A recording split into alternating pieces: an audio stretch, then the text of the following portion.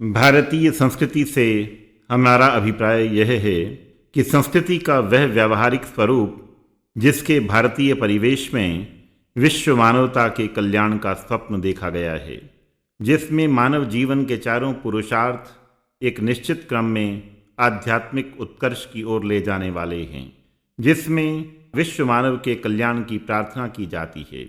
भारतीय मनीषी केवल स्वयं सज्जन होने और सज्जनता का व्यवहार करने की ही बात नहीं करता, अपितु अपने चतुर्दिक परिवेश को भी उसी सज्जनता के रंग में रंगा हुआ देखना चाहता है।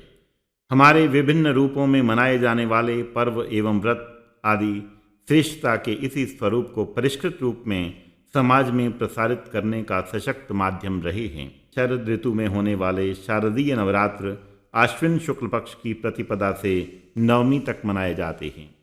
शारदीय नवरात्र का पर्व ऋतु संधि के अवसर पर मनाया जाने वाला पर्व है।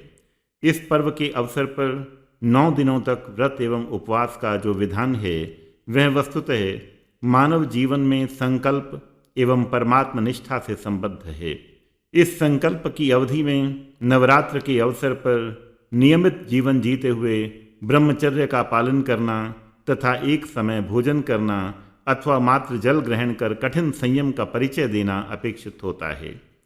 इस सब का मूल ध्येय है मानव स्वयं में आध्यात्मिक, आधिभौतिक एवं आधिदैविक तीनों प्रकार की शक्तियों को प्राप्त करने हेतु तत्पर रहे।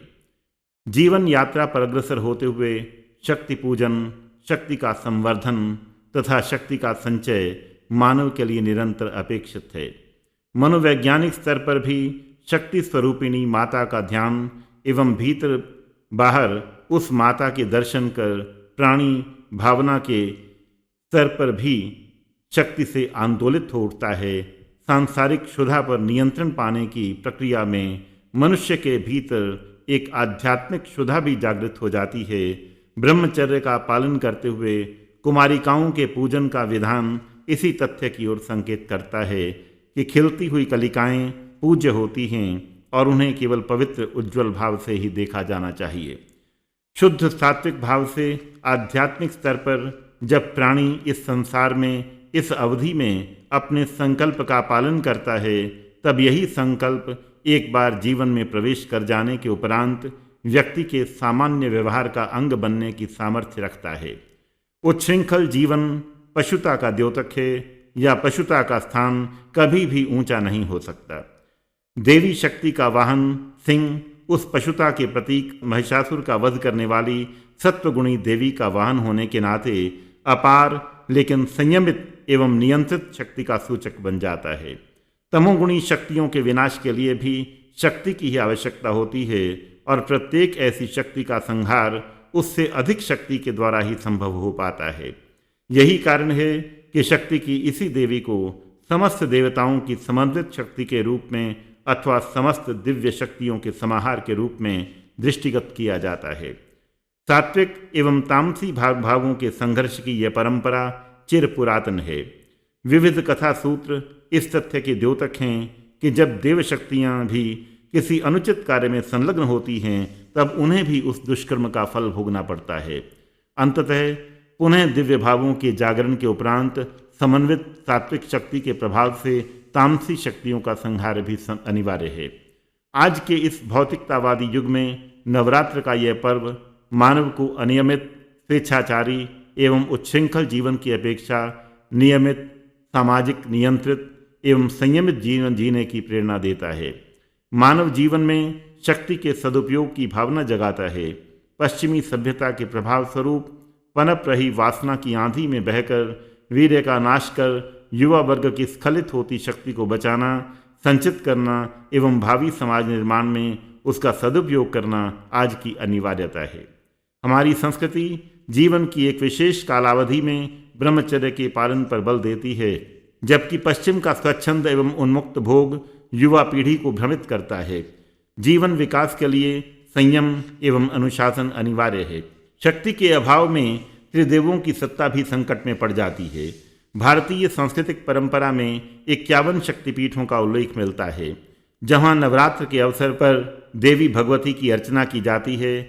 शरद ऋतु में होने वाले शारदीय नवरात्र के प्रारंभ के संदर्भ में दुर्गा सप्तशती में उल्लेख है कि शुंभ निशुंभ महिषासुर आदि अनेक असुरों के दुष्प्रभाव से व्यथित देवताओं ने मिलकर चित्त शक्ति की महामाया की स्तुति प्रार्थना की। प्रार्थना से प्रसन्न हो देवी ने देवताओं को आश्विन शुक्ल प्रतिपदा से दशमी तक 9 दिन देवी पूजन एवं व्रत रखने का आदेश दिया और तब से देवी शक्ति की आराधना से संबद्ध शारदीय नवरात्र की परंपरा प्रारंभ हुई। इसमें विशेष ध्यातव्य यह है कि देवी पूजा का अधिकार सबको प्राप्त है। सात्विक वृत्ति वाले मनुष्य देवी की पूजा मांस रहित करते हैं तो तामसी वृत्ति वाले लोग मांस सहित। तात्पर्य स्पष्ट है कि सात्विक हो या तामसी, कोई भी प्राणी शक्ति के अभाव में निष्प्राण है। अपेक्षा केवल यही है कि शक्ति का दुरुपयोग नहीं होना चाहिए। देव दानवों के संघर्ष की अनेक कथाएं शक्ति के सदुपयोग की ही प्रेरणा देती हैं। वस्तुतः शक्ति का स्वरूप किसी काल विशेष की सीमा में बंधा नहीं है। वह आदि शक्ति होते हुए भी विविध रूपों में अवतरित होती है। महामाया महाकाली के रूप में वह मधुकैटभ का संहार करती है।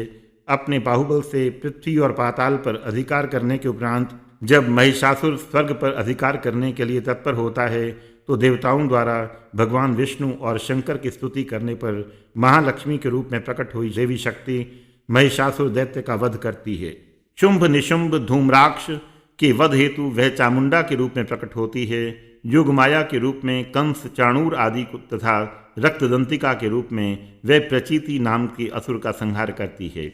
शाकुंभरी का रूप धारण कर वर्षा से होने वाली प्रलय को रोकती है तो देवी दुर्गा के रूप में दुर्गम नामक राक्षस का संहार करना, भ्रामरी के रूप में अरुण नामक दैत्य का वध और चंडिका के रूप में चंडमुंड नामक राक्षसों का वध कर देवताओं की रक्षा करना, ये सब कथाएं वस्तुतः आसुरी शक्तियों के विनाश हेतु आविर्भूत दिव्य अलौकिक शक्तियों के महत्व को ही द्योतित करती हैं। देव अथवा मानव जीवन में जब कभी भी आसुरी एवं तामसी वृत्तियां सृष्टि पर हावी होने लगती हैं, उनका संहार दिव्य एवं सात्विक शक्तियों के माध्यम से निरंतर होता रहा है और होता रहता है। मानव जीवन के सांस्कृतिक पक्ष को स्पष्ट रूप में व्यक्त करना एवं सुसंस्कृत जीवन परंपरा के निर्वहन के लिए मानव समाज को प्रेरित करना नवरात्र उत्सव का मूल ध्येय है। मानव हृदय को विकृत एवं विचलित करने वाला प्रत्येक भाव तामसी एवं आसुरी वृत्तियों की उपज है। इन भागों पर अंकुश लगाना, आचरण की राह तक किसी भी विकृत मानसिकता को पहुंचने से रोकना सभ्य एवं संस्कृत मानव की पहचान है। नाखूनों की भांति इस प्रकार की विकृत वृत्तियां निरंतर विकसित होती रहती हैं। मानव के भीतर पशुता आज भी समाप्त नहीं हुई है, केवल दबी हुई है। उस पशुता के भाव को निरंतर रोक कर रखना एवं सद्भावों का विकास करना प्रत्येक मानव का मूल कर्तव्य है। एक सुंदर वाटिका के निर्माण हेतु उसमें से निरंतर कूड़ा करकट एवं जंगली घास को निकालकर नष्ट कर देना अनिवार्य होता है। ठीक उसी प्रकार मानव जीवन के सुंदर एवं स्वर्णिम विकास के लिए नियमित, संयमित, अनुशासित जीवन का महत्व स्वतः सिद्ध है। इस प्रकार के व्रत एवं उपवास वस्तुतः हमें श्रेष्ठ जीवन यापन के संकल्प को निरंतर दोहराने की ही प्रेरणा देते हैं और उस परम शक्ति की पहचान बनाए रखने के लिए भी प्रेरित करते हैं, जिस शक्ति के नियंत्रण में यह विश्व एवं मानव जीवन संचालित है। समन्वय की विराट क्षमता रखने वाले भारत की सांस्कृतिक पहचान मानव के इसी संकल्पित आचारनिष्ठ जीवन पर अवलंबित है, जिसकी स्मृतियों से निरंतर जोड़ते हैं ये नवरात्र, जिनमें पूजा के विविध विधान भले ही विविध प्रकार की सिद्धियों के संकेत देते हैं, यथा फल सिद्धि, उपद्रव शांति, भय मुक्ति, राज्य प्राप्ति, धन एवं पुत्र प्राप्ति, मृत्यु भय मुक्ति अथवा धर्म कर अर्थ काम मोक्ष, विद्या पृथ्वी सुख प्राप्ति आदि। लेकिन मूलतः इस उत्सव में कुमारी कन्याओं का पूजन भारतीय संस्कृति के उद्घोष का भी स्मरण करवा देता है। यत्र नार्यस्तु पूज्यन्ते रमन्ते तत्र देवता। जहाँ नारियों की पूजा होती है वहाँ देवता निवास करते हैं। अतः नारी के प्रति पूज्य भाव, नारी की शक्ति के प्रति आस्था जगाना एवं लिंग भेद की वर्तमान समस्या के प्रति जागरूक करने की आवश्यकता का भी बोध करवाता है यह नवरात्र उत्सव।